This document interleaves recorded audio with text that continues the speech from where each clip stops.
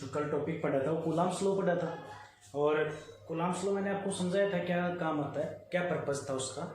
हमने देखा था कि दो पार्टिकल्स जो चार्ज रखते हैं वो एक दूसरे के ऊपर इलेक्ट्रिक फोर्स लगाते हैं, और जो फोर्स लगाते हैं उस फोर्स का जो मैग्नीट्यूड निकाला जाता है वो किस लॉ की हेल्प से निकाला जाता है, कूलम्ब्स लॉ की हेल्प से निकाला जाता है। अब चूंकि मैंने कल भी इस बारे में आपसे जिक्र किया था कि फोर्स एक ऐसी क्वांटिटी है जो वेक्टर क्वांटिटी है। वेक्टर क्वांटिटी है तो वेक्टर क्वांटिटी हम जानते हैं किसको बोलते हैं, ऐसी क्वांटिटी होती है जिसका मैग्नीट्यूड भी होता है और जिसकी डायरेक्शन भी होती है, और साथ में जो वेक्टर्स सम लॉ या वेक्टर्स के जो लॉ होते हैं उनको फॉलो करती है।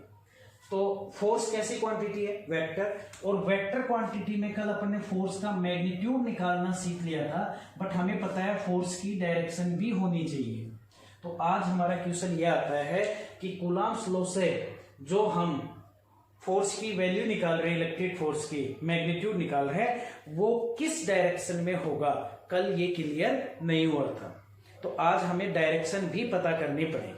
अब किसी भी क्वांटिटी की वेक्टर फॉर्म अगर आप लिखना चाहते हो तो किस प्रकार से लिखते हैं मैंने आपको समझा रखा है, बता रहा हूं, मैं आपको फिर से रिपीट कर रहा हूं, 11th क्लास में पढ़ने पढ़ा है। अगर मेरे को कहीं पे वेक्टर लिखना है तो वेक्टर लिखने का एक तरीका होता है कि आप उस वेक्टर क्वांटिटी का पहले मैग्नीट्यूड लिखें और मैग्नीट्यूड के साथ आप यूनिट वेक्टर लगाएं। ये यूनिट वेक्टर क्या होता है ये मैंने आपको समझा रखा था।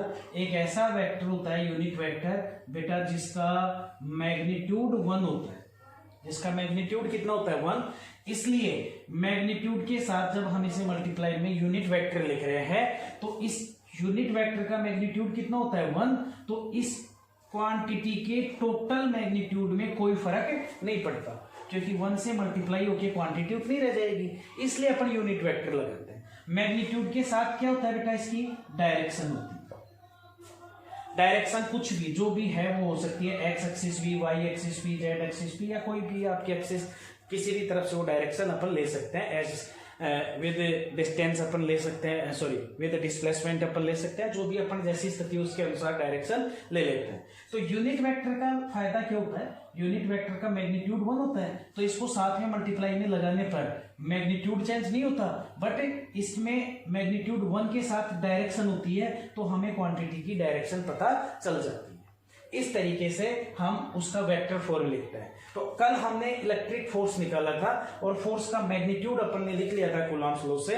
मैं आपको याद दिला दूं, अगर दो चार्जेस, जैसे मैंने कल आपको समझाया था कि सपोज दैट ए पॉइंट पर ये पॉइंट चार्जेस Q1 है और बेटा इससे कुछ डिस्टेंस पर बी पॉइंट पर एक पॉइंट चार्जेस Q2 है, और इन दोनों के बीच की डिस्टेंस R है।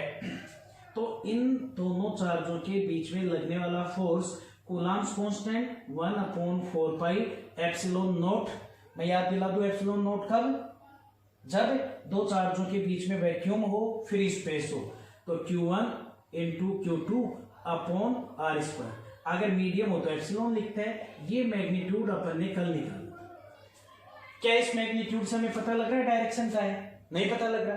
तो वेक्टर कैसे लिखते हैं, वेक्टर यानी फोर्स वेक्टर है तो लिखना पड़ेगा एफ, ऊपर क्या लगाना पड़ेगा एरो, वेक्टर बन गया, बराबर magnitude 1/4 pi epsilon not Q1 Q2 upon R², और मल्टीप्लाई में क्या लगाना पड़ेगा, यूनिट वेक्टर, क्योंकि यूनिट वेक्टर का मैग्नीट्यूड 1, तो इसमें कोई फर्क नहीं पड़ा, साथ में डायरेक्शन आ जाएगी।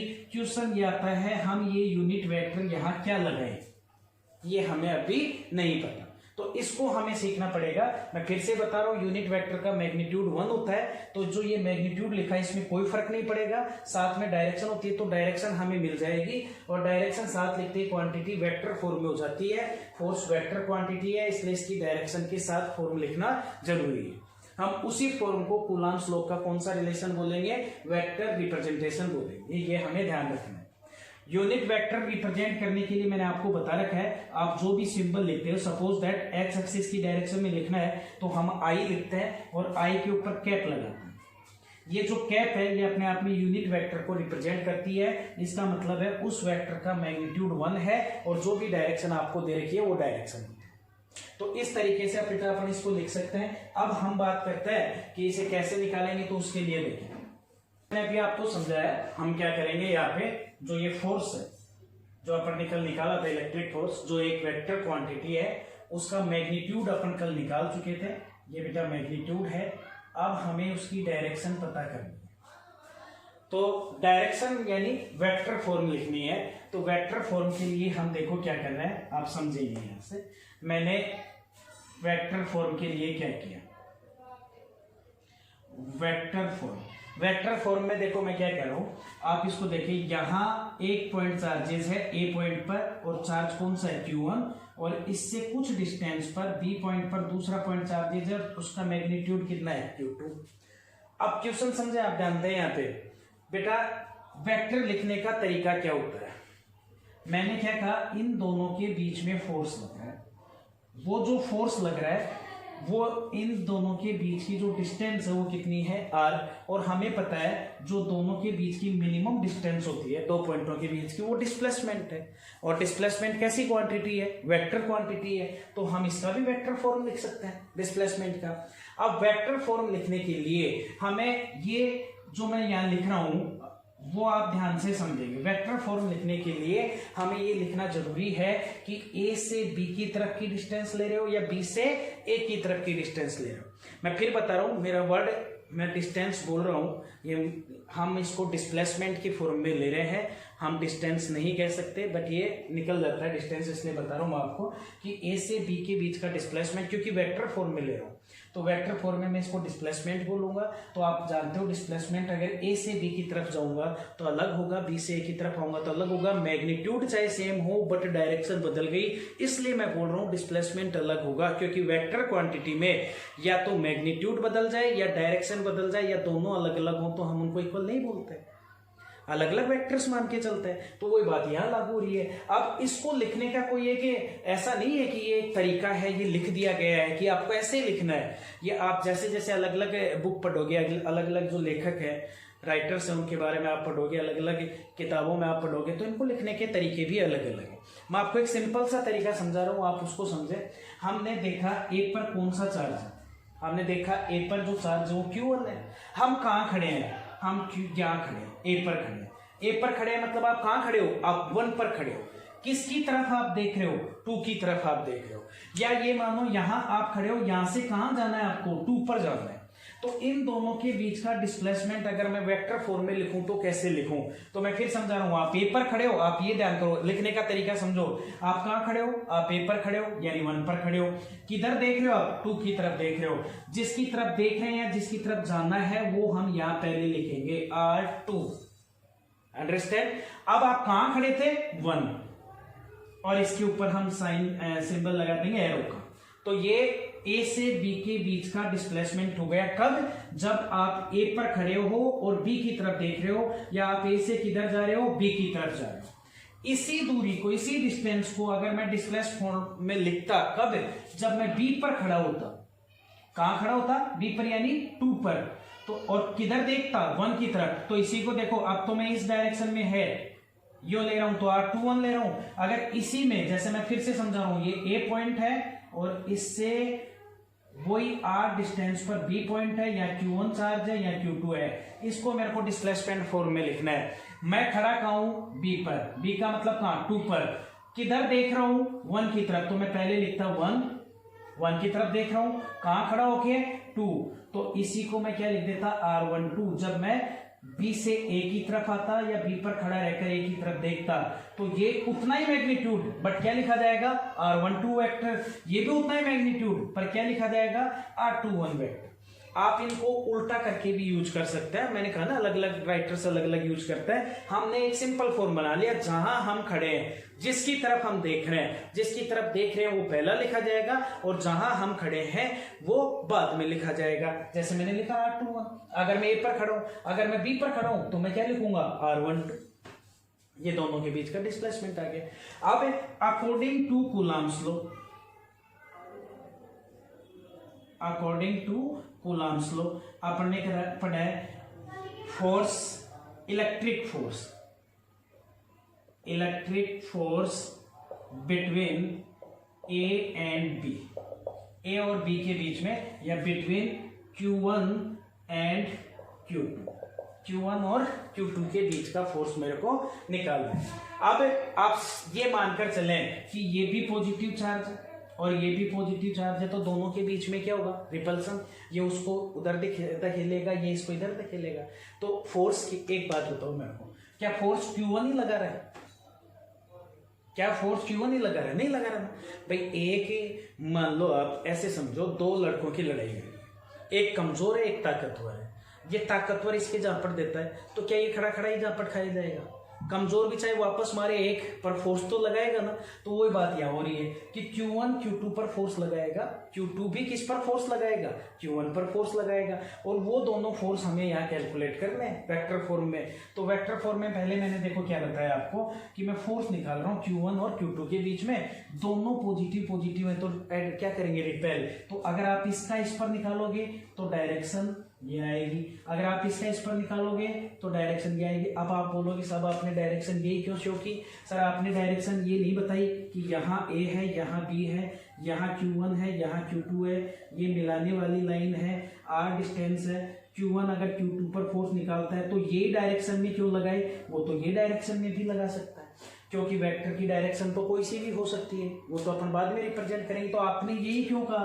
तो इसका रीजन मैं आपको बता दूं बेटा, कूलम्ब्स जो लॉ है वो पॉइंट चार्जेस के लिए लगता है। और कल भी मैंने आपको कहा था कि ये जो चार्ज है चारों तरफ बहुत सारी इलेक्ट्रिक फील्ड लाइंस रखता है, बट इसके ऊपर जो फोर्स लगाएगी वो ये लाइन जाकर लगाएगी। और इस लॉ की सबसे पहली बात कूलम्ब ने ये बताई थी कि यहाँ जो फोर्स लगता है दो चार्जों के बीच में, उस फोर्स की डायरेक्शन उन दोनों को मिलाने वाली लाइन, उन दोनों को मिलाने वाली लाइन की डायरेक्शन में ही होगी।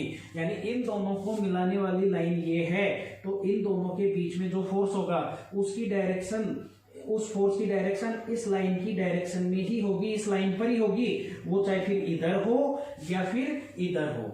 ये भी सही है, ये भी सही है, बट ये गलत है।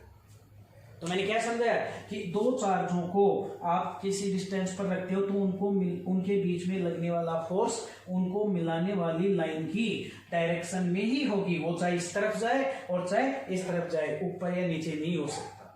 ये कूलम्ब्स की थ्योरी थी। अब उसको हम रिप्रेजेंट कैसे करेंगे, और दोनों फोर्स लगाते हैं तो दोनों को अलग अलग कैसे लिखेंगे भैया, मैं आपको समझा रहा हूं। तो मैंने अभी क्या बताया कि यहां से फिर से समझें। मैं ये चाह रहा हूं कि Q1 जो Q2 पर फोर्स लगाएगा तो रिपेल करेगा, तो इधर फोर्स लगाएगा। कूलम्ब्स लॉ के अकॉर्डिंग फोर्स की डायरेक्शन दोनों को मिलाने वाली लाइन की डायरेक्शन में, या तो इधर या इधर। अब फोर्स कौन लगा रहा है? Q1 किस पर? Q2 पर। तो आप किसी को रिपेल कर रहे हो तो आपके सामने खड़ा है, किधर फोर्स लगाओगे? यो ही रिपेल करोगे। इसका मतलब Q1 Q2 पर फोर्स लगाएगा इस डायरेक्शन में, ठीक है। अब इसको हम रिप्रेजेंट कैसे करें? फोर्स को हम क्या लिखते हैं? F। देखो इसको भी रिप्रेजेंट करने का तरीका देखो। फोर्स को हम क्या लिखते हैं? F। कौन फोर्स लगा रहा है? 1। किस पर फोर्स लग रहा है? 2। तो समझना, फोर्स किस पर लग रहा है? 2 पर। तो मैंने क्या लिखा? 2। फोर्स लग रहा है 2 पर। कौन लगा रहा है? 1। तो मैंने कितना लिखा? 1। यानी ये जो फोर्स लगेगा वो कौन सा लगेगा? F21 vector. मैंने बहुत सिंपल लैंग्वेज में आपको समझाया। फोर्स 2 पर लग रहा है, कौन लगा रहा है? 1। तो जिस पर फोर्स को वेक्टर फॉर्म में लिखने का तरीका, जिस पर फोर्स लग रहा है वो पहले और जो लगा रहा है वो बाद में। डिस्प्लेसमेंट को लिखने का तरीका, जहां खड़े होके जिसकी तरफ आप देख रहे हो वो पहले और जिस जगह आप खड़े हो वो बाद में। तो यहां फोर्स लगेगा। अब अगर मेरे को फोर्स निकालना होता कि Q2 फोर्स लगा रहा है किसके ऊपर? Q1 पर, तो मैं कैसे निकालता? समझो आप इसको। अब आप पहले तो ये देखो, इधर ही क्यों किया? क्योंकि Q2, अब मैं इधर खड़ा हूं, किस पर फोर्स लगा रहा है? Q1। रिपेल कर रहा है ना, दोनों पॉजिटिव, तो आप यो धक्का मारोगे, तो यो धक्का मारोगे तो डायरेक्शन क्या आई?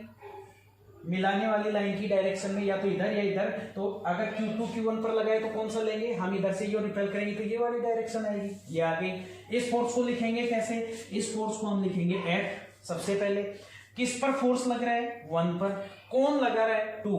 तो 1 पर फोर्स लग रहा है 2 के कारण। तो अगर Q2 Q1 पर फोर्स लगाए तो वेक्टर फॉर्म में F12 वेक्टर लिखा जाएगा, और अगर Q2 पर Q1 फोर्स लगाए तो वेक्टर फोर्स में F21 वेक्टर लिखा जाएगा। एक बात, दूसरी बात आप करते हैं डिस्प्लेसमेंट की। अब ये फोर्स लग रहा है तो इसी की डायरेक्शन का डिस्प्लेसमेंट लेंगे। अब ये फोर्स देखो इस डायरेक्शन में लग रहा है तो आप इसी डायरेक्शन का डिस्प्लेसमेंट लेंगे।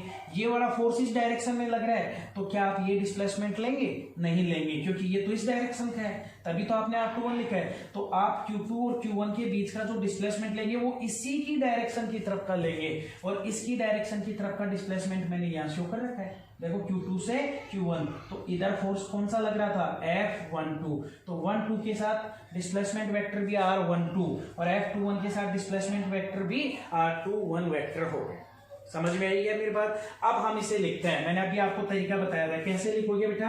आप लिखोगे वेक्टर क्वांटिटी बराबर, आप क्या लिखोगे उसको? सबसे पहले क्या लिखा जाएगा? उसका मैग्नीट्यूड, और डॉट लगा के मल्टीप्लाई में क्या लिखा जाएगा बेटा? उसका यूनिट वेक्टर। ठीक है, तो अब सबसे पहले वेक्टर क्या है यहाँ पे? फोर्स। तो मैंने क्या लिखा? According to Coulomb's law electric force between Q1 and Q2। इसको मैं यूं भी लिख रहा हूं, when Q1 apply force on Q2, यानी जब Q1 अप्लाई करे किस पर? Q2 पर, या हम ये कह सकते हैं Q2 पर फोर्स Q1 के कारण हम इसको यूं भी लिख सकते हैं, force on Q2, Q2 Q1। ये भी लैंग्वेज आप यूज कर सकते हो कि Q2 पर फोर्स किसके कारण? Q1 के कारण। ठीक है, तो अब आप बताओ कौन सा लिखा जाएगा? Q2 पर Q1 के कारण, तो ये लिखा जाएगा सबसे पहले वेक्टर। तो वेक्टर मैंने लिखा F21 vector is equal magnitude, देख रहा है? तो मैग्नीट्यूड ये लिख रखा कूलम्स लॉ के अकॉर्डिंग, क्या आया? 1/4 pi epsilon not Q1 Q2 upon R², that is magnitude. फिर मल्टीप्लाई में क्या लिखोगे? Unit vector. तो चार्ज तो कोई सी भी डायरेक्शन में ले सकते हैं ना, एक प्लेन में भी ले सकते हैं आप। तो आप कैसे आई जे के कैप यूज करेंगे? तो इस कंडीशन में मैंने अभी बताया था कि A से B के बीच की डिस्टेंस, Q1 से Q2 के बीच की डिस्टेंस क्या है? R21 वेक्टर, और इसी वेक्टर की डायरेक्शन में फोर्स लग रहा है, इसलिए हम यहाँ पे जो ये वेक्टर है डिस्प्लेसमेंट वाला R21, इसका यूनिट वेक्टर लगाएंगे। तो डॉट हम क्या लिखेंगे? R21 की कैप। क्या लिख देंगे बेटा? R21 की कैप। अब कई क्या करते हैं, यहां क्या है? मैग्नीट्यूड, और हमें पता है A से B के बीच की जो डिस्प्लेसमेंट है उसका मैग्नीट्यूड अपना क्या है? R। वेक्टर फॉर्म में क्या लिखा आपने उसको? R21। तो आप चाहो तो इसे R लिख सकते हो, या इसके अकॉर्डिंग R21 वेक्टर का मैग्नीट्यूड लिखो तो आप इसे R21 का स्क्वायर लिख सकते हो, एक तरीका। या दूसरा तरीका, आप इसके ऊपर वेक्टर लगा के मोड लिख के भी स्क्वायर, यानी इस वेक्टर का यहाँ क्या आएगा? मैग्नीट्यूड, और डॉट क्या लग जाएगा? R21 की कैप। ये मेरे पास फोर्स आ गया, कौन सा? F21। कौन सा force? Force on Q2 due to Q1। Now दूसरा तरीका क्या लिखा मैंने? Force on Q1 due to Q2। Q1 पर फोर्स किसके कारण? Q2 के कारण। तो आप बताओ Q1 पर फोर्स Q2 के कारण, तो मैंने क्या तरीका बताया था? F12। तो मैं क्या लिखूंगा? F12 वेक्टर, ठीक है, as equal to magnitude 1/4 pi epsilon not Q1 Q2 upon, एक मिनट मैं इसको ऊपर लिख देता हूं, ये देखिएगा नहीं यहाँ पे सही तरीके से, तो मैं इसको इधर लिख देता हूं।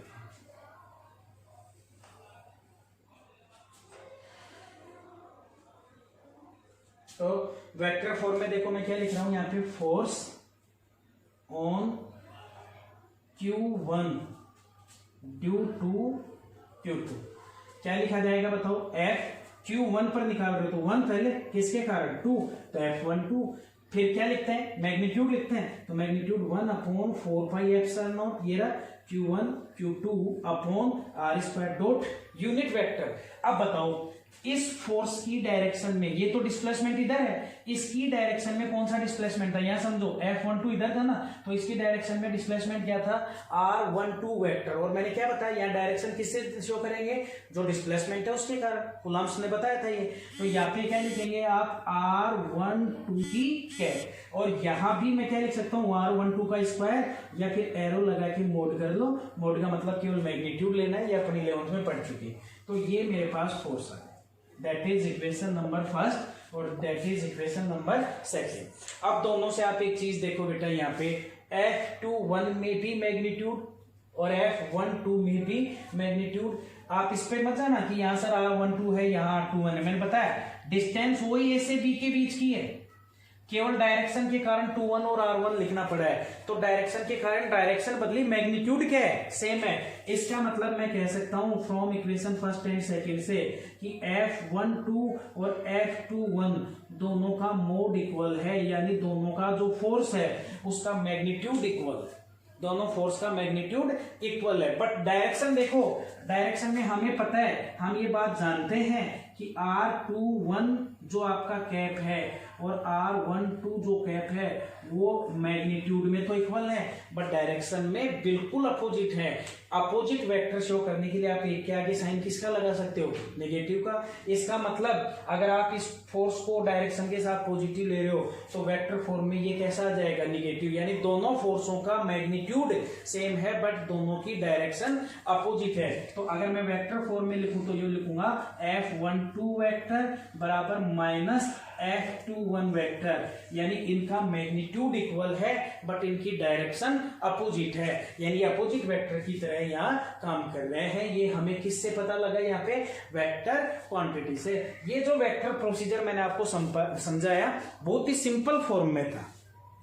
इसको डेराइव करने का, इसको एक्सप्लेन करने का हमारे पास एक और मेथड होता है, वो भी मैं आपको समझा देता हूँ। तो बेटा देखो मेथड, अभी एक फर्स्ट मैंने समझाया जिसमें केवल अपन ने दो चार्ज ले रखे हैं, दोनों की डायरेक्शन अलग अलग ली। जैसे Q2 पर फोर्स Q1 के कारण force on Q2 due to Q1, तो F21 लिखा, यूनिट वेक्टर R21 लग गया। दूसरा ये कंडीशन कि Q2 के कारण Q1 पर निकालूं तो F12 लिख के यूनिट वेक्टर R12 लग जाएगा, ठीक है। और यहाँ पे हम ये भी कह सकते हैं कि अगर इनका मैग्नीट्यूड लिखें तो F12 का मैग्नीट्यूड F21 के बराबर है, बट वेक्टर फॉर्म में लिखें तो F12 vector is equal to minus F21 vector, यानी magnitude equal but direction opposite है। एक तरीके से अपन ने ये समझ लिया। अब बात करते हैं बेटा अपन मेथड सेकंड की।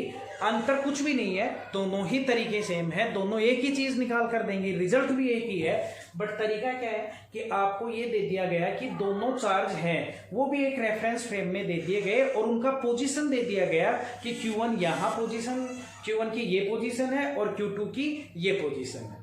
तो जैसे मेरे पास एक ये रेफरेंस फ्रेम है और इसके अंदर मेरे पास एक Q1 चार्ज है, जो Q1 चार्ज मेरे पास यहाँ रखा हुआ है और इस Q1 चार्ज का ये ओरिजिन पॉइंट है। इस Q1 चार्ज का जो यहाँ से पोजीशन वेक्टर है Q1 चार्ज का, वो पोजीशन वेक्टर मेरे को ये दे दिया गया, दैट इज ये इसका पोजीशन वेक्टर है। और पोजीशन वेक्टर को मैंने किससे नोट कर दिया, R1 से।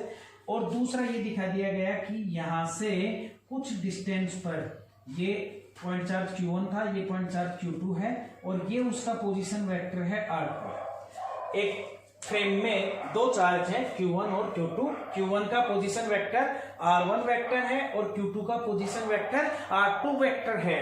अब हमें क्या करना है, Q1 और Q2 के बीच में फोर्स निकालना है। तो सबसे पहले हम ये देखते हैं कि इन दोनों को जोड़ने वाली लाइन कौन सी है।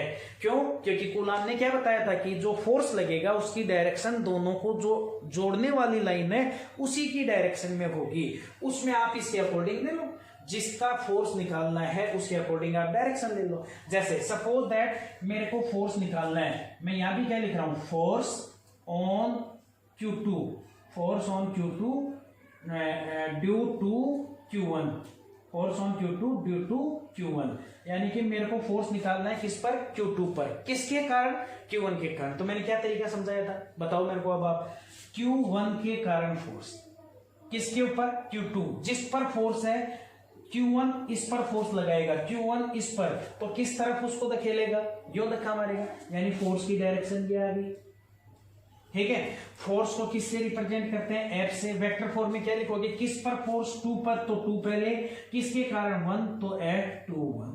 और आपको क्या बताया, आप Q1 किस पर फोर्स लगा रहे हैं, Q2, यानी यहां हो आप, इस पर इधर फोर्स लगा रहे हो, तो यहां खड़ा हूं, इसकी तरफ देख रहा हूं, तो ये डिस्प्लेसमेंट की डायरेक्शन क्या लिखोगे आप उसको, R। किसकी तरफ देख रहे हो, 2 की तरफ, तो 2 पहले, कहां से देख रहे हो, 1 से, तो R21। ये वेक्टर मैंने डिस्प्लेसमेंट वेक्टर ले लिया। बताओ ये फोर्स समझ में है। तो मैंने यहाँ पे क्या लिखा, F21 वेक्टर। अब वेक्टर लिखने का तरीका, पहले मैग्नीट्यूड, तो कूलम्ब्स लॉ से मैंने क्या लिखा, 1/4 pi epsilon not. Epsilon not इसलिए लगा रहा हूं, मैं हर बार जो फॉर्मूला लिख रहा हूं वो वैक्यूम या एयर मानते हुए लिख रहा हूं, चार्जों के बीच में। मीडियम मानता तो एप्सिलॉन नॉट की जगह मैं यहाँ पे केवल एप्सिलॉन, मीडियम की परमिटिविटी लिखता। अब आगे देखो, 4 पाई epsilon not Q1 Q2 upon, क्या आएगा बेटा अपॉन, यहाँ ये डिस्प्लेसमेंट, और उसका भी क्या आएगा, केवल मैग्नीट्यूड आता है बटे में। तो मैंने देखा डिस्प्लेसमेंट क्या है, यहाँ पे R21 वेक्टर का मैग्नीट्यूड मतलब स्क्वायर लगा दिया। अब वेक्टर फॉर्म में यहाँ डॉट लगा के हमें यूनिट वेक्टर मल्टीप्लाई में लिखना है, तो यूनिट वेक्टर लिखूंगा तो R21 वेक्टर है ना, R21 वेक्टर की डायरेक्शन में तो है, तो R21 वेक्टर का यूनिट वेक्टर लिख दो, तो आप क्या लिखोगे, R21 की cap. That is equation first. अब आप कंपेयर करो, बताओ दोनों एक जैसा ही है, सेम है यहाँ तक, बस फर्क क्या है, हम इसको थोड़ा सा आगे तक और बढ़ा सकते हैं इस फॉर्म को। इस फॉर्म में हम R21 की वैल्यू निकालेंगे। तो मैंने यहां से देखा ये ओरिजिन पॉइंट है, सपोज ये A पॉइंट था और सपोज ये B पॉइंट था, तो OAB एक ट्राइंगल है, तो मैंने लिखा इन ट्राइंगल OAB, समझे। और मैंने देखा वो ट्राइंगल ऐसा ट्राइंगल है इस तरीके से, O point, A point, B point, यहाँ एक पोजीशन वेक्टर है R1, यहाँ एक पोजीशन वेक्टर है R2, और यहाँ एक वेक्टर आपको दे रखा है R21। तो अब आप क्या लिखोगे, from triangle rule of vector sum, of vector sum. Vector sum का ट्राइंगल रूल क्या कहता है कि अगर एक ट्राइंगल की 3 साइड 3 वेक्टर को रिप्रेजेंट करती है, तो उनमें से वो 2 वेक्टर जिनकी डायरेक्शन या तो क्लॉकवाइज तरीके से या एंटी क्लॉकवाइज तरीके से सेम आती है, उनका सम उस तीसरे साइड के वेक्टर के बराबर होगा जो उन दोनों के अपोजिट डायरेक्शन रखता है।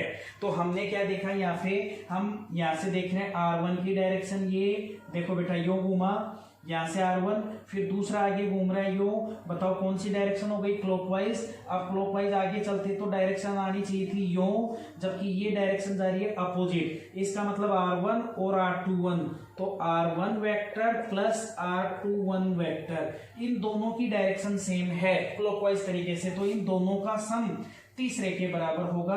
तो मैंने क्या लिख दिया, R2 वेक्टर। मेरा क्या काम आ रहा है यहाँ पे, R21, तो मेरा एम क्या है, मैं इसको यूं निकालू, R21 vector is equal to R2 vector minus R1 vector. ये मेरे पास काम में आ गया, R21 vector is equal to R2 minus R1 vector.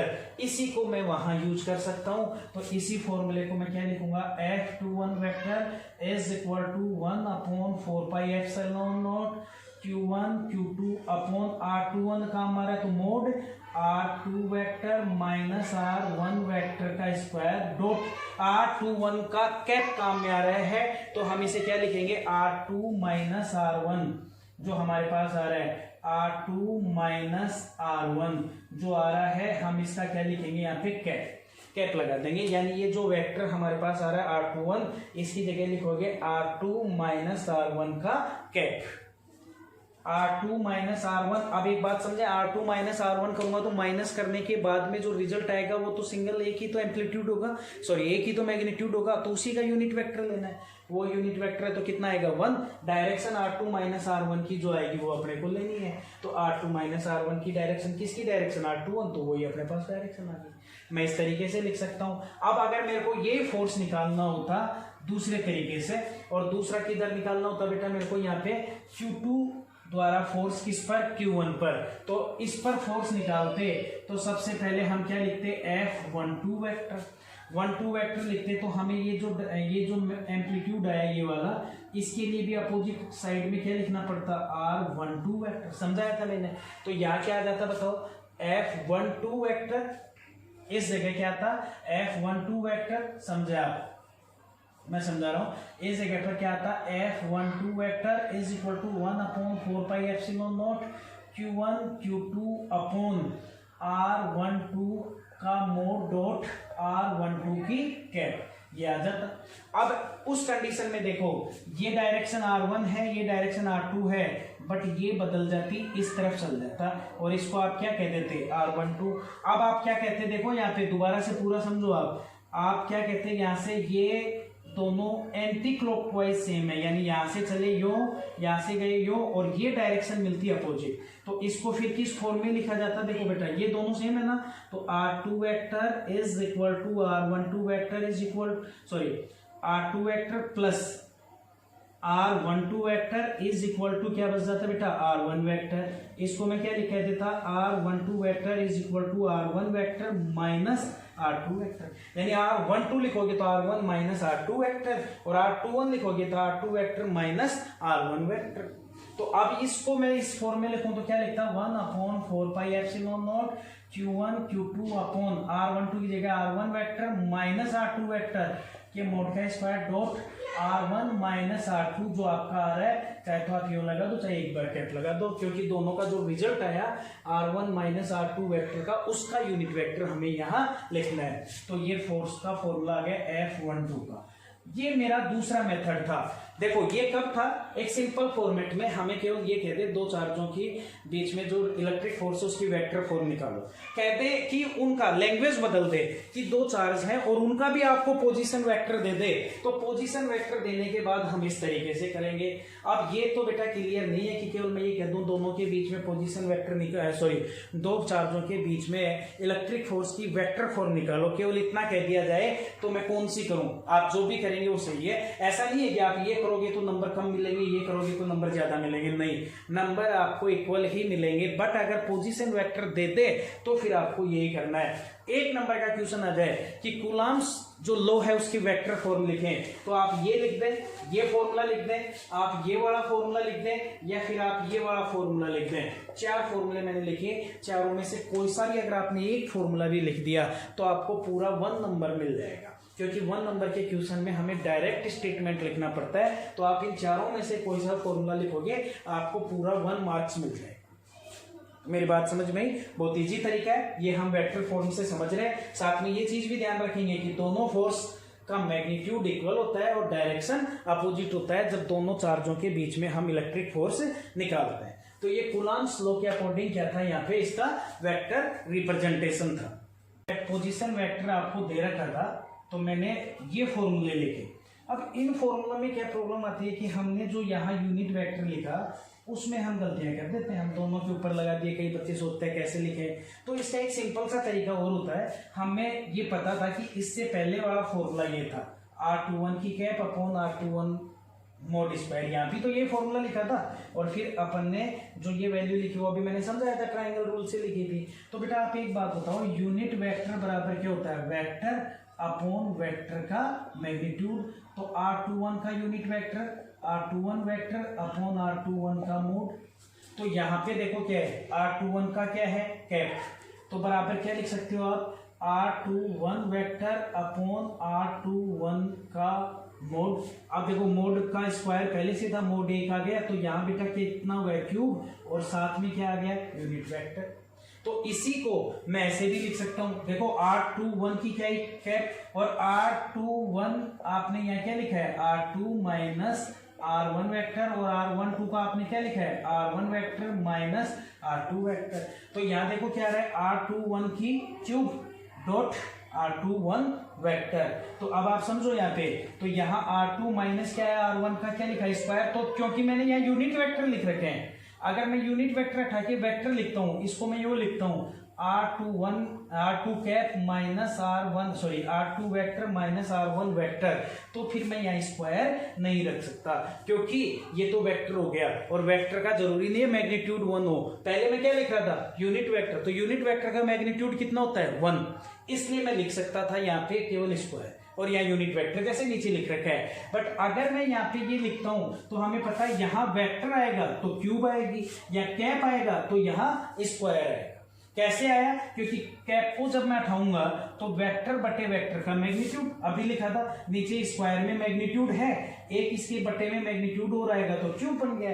तो फिर उस जगह आप इसको यूं लिख सकते हो, मेन फॉर्मूला ये आ गया, इस तरीके से यूं लिख सकते हो R1 माइनस R2 और यहाँ क्या पड़ जाएगा तो यहाँ भी क्या लग जाएगा बेटा वेक्टर।